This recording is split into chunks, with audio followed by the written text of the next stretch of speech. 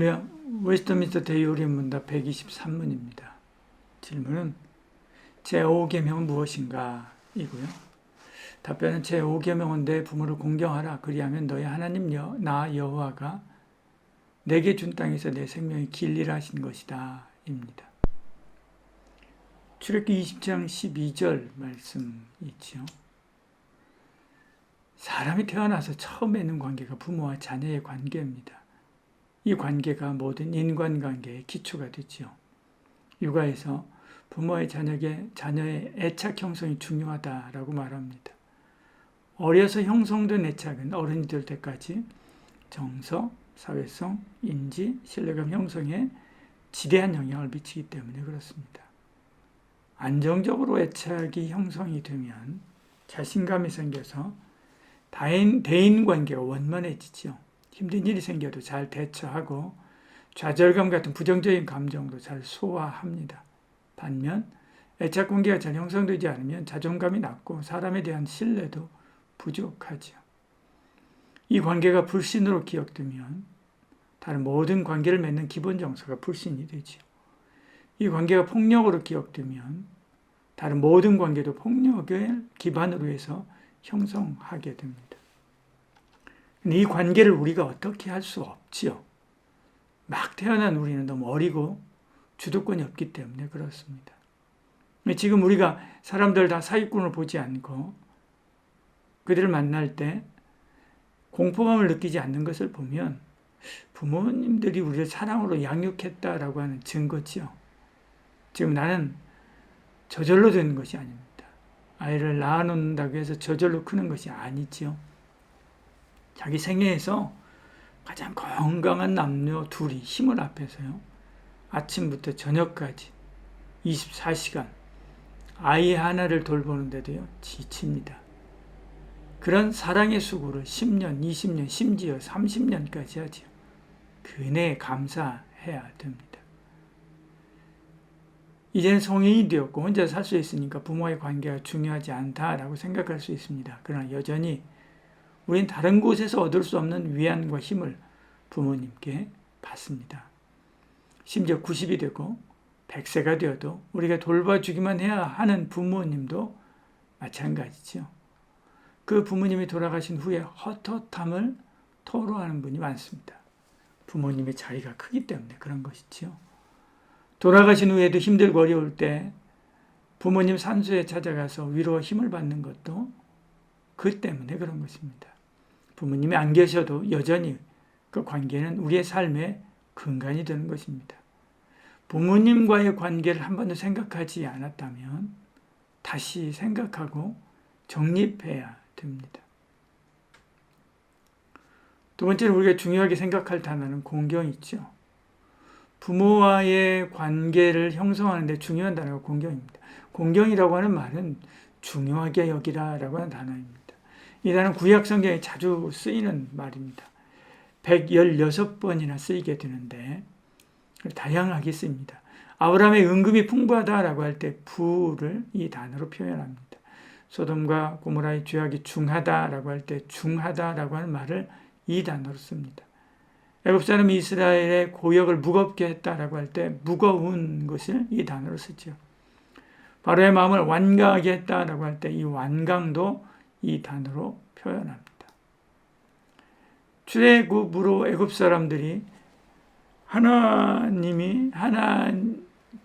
하나님의 영광을 돌릴 것이다 라고 할 때 영광도 이 단어를 씁니다.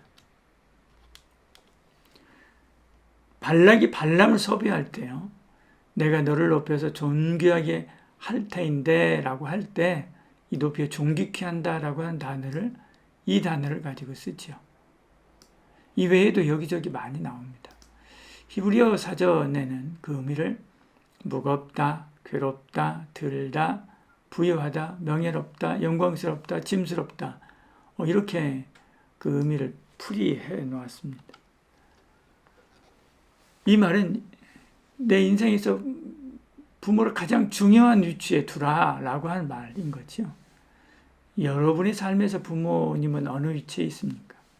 중요한 자리를 차지해야 됩니다. 신앙적으로 중요한 자리, 가정적으로 중요한 자리, 경제적으로 중요한 자리를 차지해야 됩니다. 부모님이 물론 신앙이 있느냐 없느냐에 따라서 달리 생각해야 할 것입니다. 신앙이 없다면 복음 전하기를 애써야 되고, 신앙이 있다면 부모님과 신앙적 연대를 해야 됩니다. 작은 일까지도요, 부모님께 기도 요청하고요, 함께 기도하고 하는 그런 신실한 믿음의 동역자이면서 우리를 위해서 하나님의 복을 빌어주는 믿음의 지도자라고 하는 점을 잊지 마시길 바랍니다. 자녀가 잘 되는 일에는 언제나 진심인 분입니다. 가정적으로도요, 부모님을 중요하게 생각해야 됩니다. 부모님을 공경하고 높이며 그 말씀에 순종해야 되지요. 연세가 들고 아파도 부모로서 존엄한 위치를 자녀들이 지켜주어야만 합니다. 나이가 들면 밖에 나가면 그렇게 사람 취급 별로 못 받습니다. 가정에서도 그래서는 안 되죠.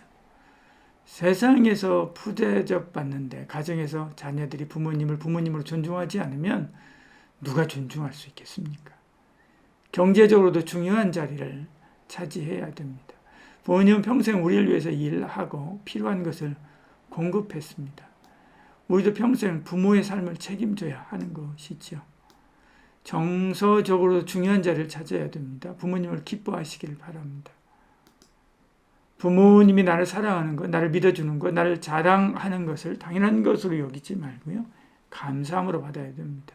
우리도 부모님을 또 자랑스럽게 생각해야 되는 거죠. 믿어줘야 되는 것입니다. 그리고 자랑해야 됩니다. 이것은 하나님의 명령입니다. 신명기 5장 16절에 보면 이렇게 말씀합니다. 너는 내 하나님 여호와께서 명령한 대로 내 부모를 공경하라. 하나님 여호와가 명령했다라고 말하죠. 그 명령대로 순종해야 되는 것입니다. 이것이 주 안에서 옳은 일입니다. 에베소 6장 1절에요.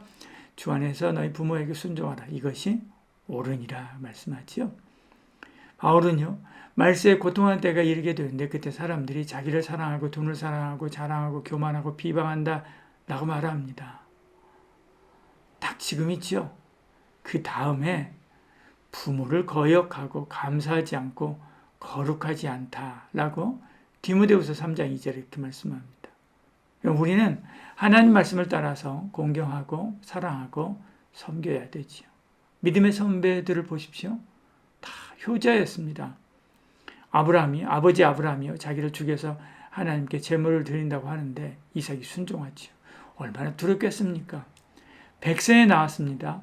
아브라함은 노인이고 자기는 팔팔한 청년입니다. 그래도 부모로 순종하지요. 밧세바가 아도니아 문제로 솔로몬에게 말하려고 찾아옵니다. 솔로몬이요, 벌떡 일어나서 엎드려 절합니다. 그때 솔로몬은 이미 왕위를 이어받은 후지요. 그러니까 왕입니다. 그런데도 그렇게 하는 것을 보죠. 에스더도 고아가 된 자기를 길러주신 아버지 같은 모르드게의 말에 순종하여 죽으면 죽으리다 하고 나가서 유대인을 구하지 않습니까? 예수님도 마지막 십자가 위에서 죽으시는 그 자리에서 요한에게 육신의 어머니 마리아를 부탁하고 운명합니다. 우리도 주 안에서 효자가 되어야 되죠. 부모님은 하나님이 우리에게 붙여주신 천사이면서 호위무사입니다. 그분들의 노고와 사랑과 섬김에 감사하지 않는다면 금수보다 못한 거죠. 기도하겠습니다. 주님, 언제나 우리가 돌아갈 고향 되시는 부모님, 당신들의 고통과 수고로 생명을 이어받아 이만큼 자랐습니다. 이제 우리의 섬김과 사랑으로 보답할 수 있도록 우리에게 부모 공경의 은혜를 더하여 주시옵소서. 예수님 이름으로 기도드리옵나이다. 아멘.